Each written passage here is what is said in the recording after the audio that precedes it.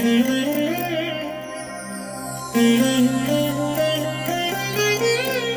దినం పరము నుండి దిగివచ్చు మాట. ఇది నీ జీవితానికి వెలుగుల బాట.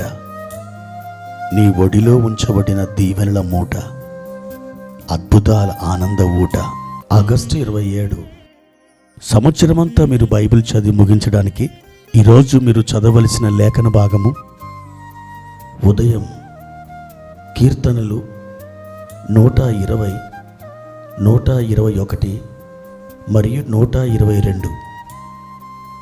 సాయంత్రం 1 కొరింథీ పత్రిక 9వ అధ్యాయము. ప్రియమైన దేవుని బిడ్డలారా, ఈ ఉదయకాల సమయంలో ప్రభు మిమ్మల్ని ఆశీర్వదించునుగాక. మీ పోరాటాలలో తప్పకుండా ఆయన మీకు సహాయం చేస్తాడు. మీరు జయశాలి అయిన వాని పిల్లలు. ఓడిపోయిన దేవుని పిల్లలు కాదు. ఈ లోకాన్ని, సాతాన్ని, వాని సైన్య సమూహాలని సిలువలో చెత్తగొట్టి మరణాన్నే బ్రద్దలు కొట్టి తిరిగి లేచిన సజీవుడైన దేవుని పిల్లలు మీరు. కాబట్టి నిత్య సంతోషం, నిత్య ఆనందం మీ హృదయాలలో ఎల్లప్పుడూ ఉండినట్లుగా మీరు శ్రద్ధ వహించండి. ప్రియ దేవుని బిడ్డలారా, ఈ ఉదయకాలం ప్రభువారు మనకిచ్చిన వాక్య భాగాన్ని చదువుకుందాం. జకర్యా గ్రంథం 14వ అధ్యాయము 17వ వచనం. లోకమందుండు కుటుంబములలో సైన్యములకు అధిపతి యెహోవా అను రాజునకు మ్రొక్కుటకై యెరూషలేమునకు రాని వారందరి మీద వర్షము కురవకుండును. ప్రియమైన దేవుని బిడ్డారా, ఈ మాట మీకు అర్థమైందా?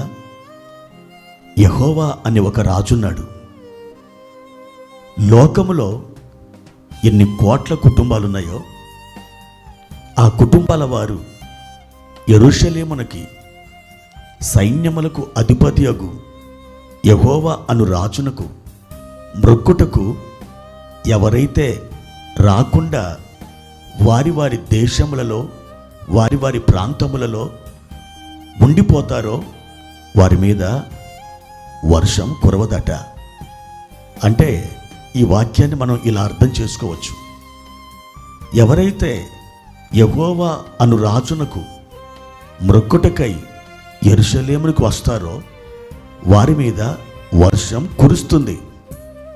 అవును దేవుని బిడ్డలారా, ఇక్కడ వ్రాయబడిన మ్రొక్కుటకై అనే పదం ఉంది చూశారు.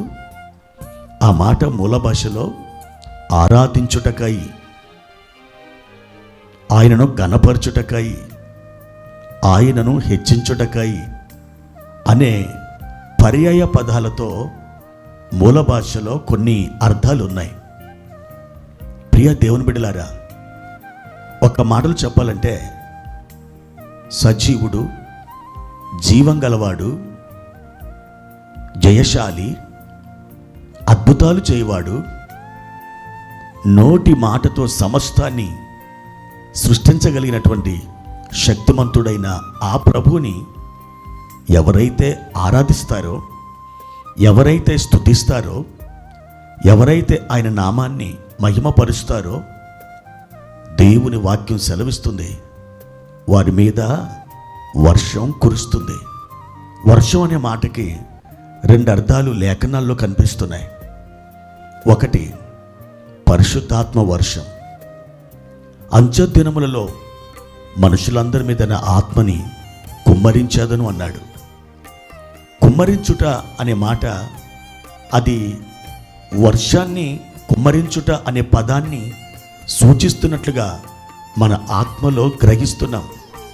అవును దేవుని బిడ్డలారా, ఆత్మ వర్షం మీ పైన కురవాలంటే అనుదినం ఆయనను ఆరాధిస్తుండాలి, ఆయనకు పాటలు పాడుతుండాలి, ఆయనకు స్తుతులు అర్పిస్తూ ఉండాలి.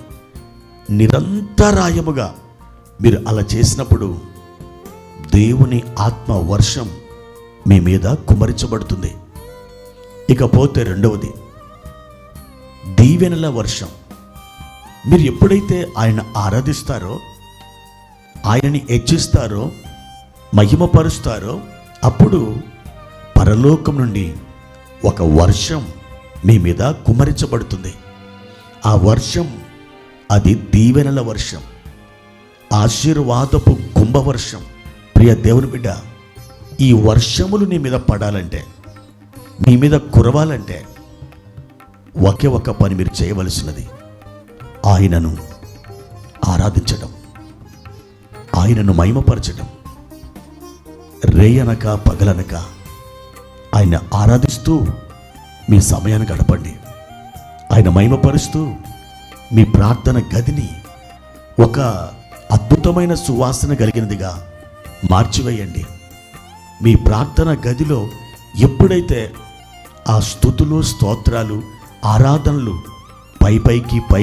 పైపైకి ఎక్కి వెళ్తాయో, తద్వారా జరగబోయే కార్యం బలమైన కుంభవర్షం మీ మీద కురవడం జరిగిపోతుంది. ప్రార్థన. పరిశుద్ధుడా, ప్రేమ కలిగిన తండ్రి, మీ ఘనమైన నామానికి వందనాలు. మీ వర్షాన్ని మా మీద కుమ్మరించండి. మేము నేటి నుండి ఆరాధించడానికి, స్తుతించడానికి, ఘనపరచడానికి మమ్మల్ని మేము ఆయత్తపరుచుకుంటున్నాం. ప్రభువా, మీ వర్షాన్ని మా మీద కుమ్మరించకపోతే మా జీవితం అనే నేల, మా ఆత్మ అనే నేల ఎండిపోతుంది. పంటలు లేక వెలవెలపోతాయి. మీ వర్షాన్ని కురిపించండి. యేసు నామములో ప్రార్థిస్తున్నాము తండ్రి. ఆమేన్.